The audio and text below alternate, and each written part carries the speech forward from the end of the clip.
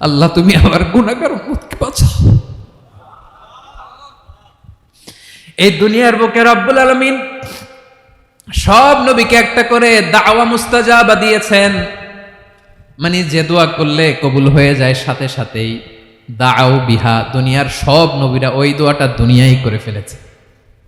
সব নবীকে আল্লাহ একটা করে দোয়া দিয়েছেন, নবী দোয়া করলেই কবুল। সব নবীরা ওই দোয়া করে ফেলেছে দুনিয়াতে। বিশ্বনবী বলেন আমি করি নাই।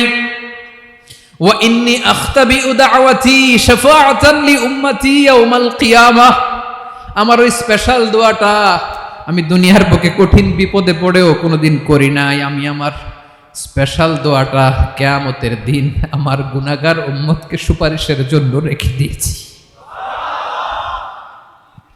আল্লাহ বলবেন নবীর ফারাসাক, মাথা তোলেন, আর কাটবেন না। বিশ্বনবী মাথা তুলবেন, আল্লাহ বলবেন সাল তোতা, আপনি যা চাবেন তাই দেব। ওয়াশফা তুশাফা, সুপারিশ করেন, সুপারিশ কবুল করব। বিশ্বনবী বলবেন আল্লাহ ওই স্পেশাল দোয়াটা দুনিয়াতে করি নাই, আজকে আমি তোমার দরবারে দাঁড়িয়ে কিয়ামতের দিন ওই দোয়াটা করছি। আল্লাহ আমার যে উম্মতের হৃদয়ে যাররা পরিমাণ ঈমান আছে, আমার একটা উম্মতকেও তুমি জাহান্নামে ঢোকাতে পারবা না। বিশ্বনবী পাগলের মতো একবার হাউজে কাউসারে যাবেন, একবার সিরাতে যাবেন, একবার পুলসিরাতের দিকে, একবার হাউজে কাউসারের দিকে পাগলের মতো দৌড়াতে থাকবেন, তার কোন গুনাহগার উম্মত যাতে জাহান্নামে ঢুকে না যায়। সেদিন কেউ সুপারিশ করতে পারবে না বিশ্বনবী ছাড়া। এজন্য ৫ নম্বর আল্লাহ বললেন মান যাল্লাযী ইয়াশফাউ ইনদাহু ইল্লা বিইযনিহি, কার সাহস আছে, কার এত বড় বুকের পাটা কিয়ামতের কঠিন দিন আল্লাহর সামনে দাঁড়িয়ে সুপারিশ করবে? কারো ক্ষমতা নাই, কারো ক্ষমতা নাই। বিশ্বনবী সেদিন সেজদায় পড়ে উম্মতের জন্য কাঁদবেন, সবাই কাঁদবে, নফসি নফসি, আল্লাহ আমারে বাঁচাও, আল্লাহ আমারে বাঁচাও। বিশ্বনবী বলবেন উম্মতি উম্মতি।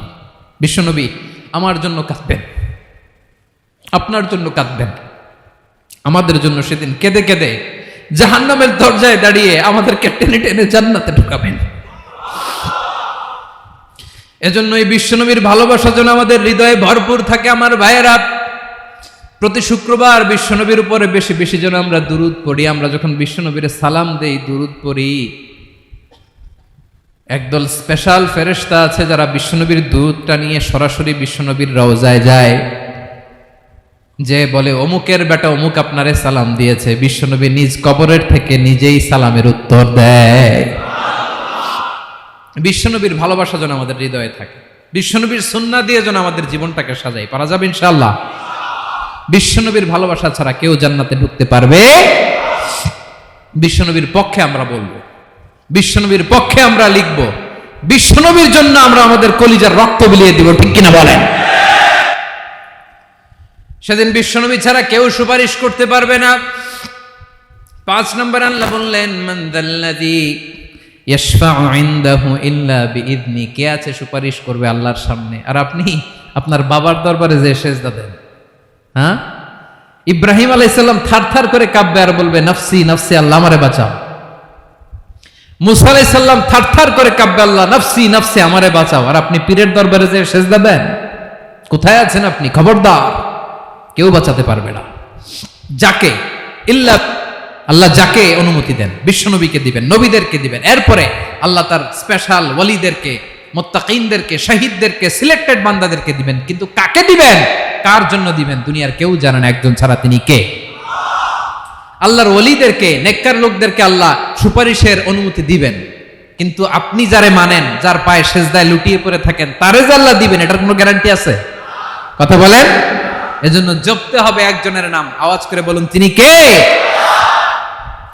আয়াতুল কুরসির ৫ নাম্বার কথা হচ্ছে সেদিন কেউ কারো উপকারে আসবে না, সুপারিশ করার সুযোগ পাবে না, আল্লাহ যাকে অনুমতি দেয় তিনি ছাড়া।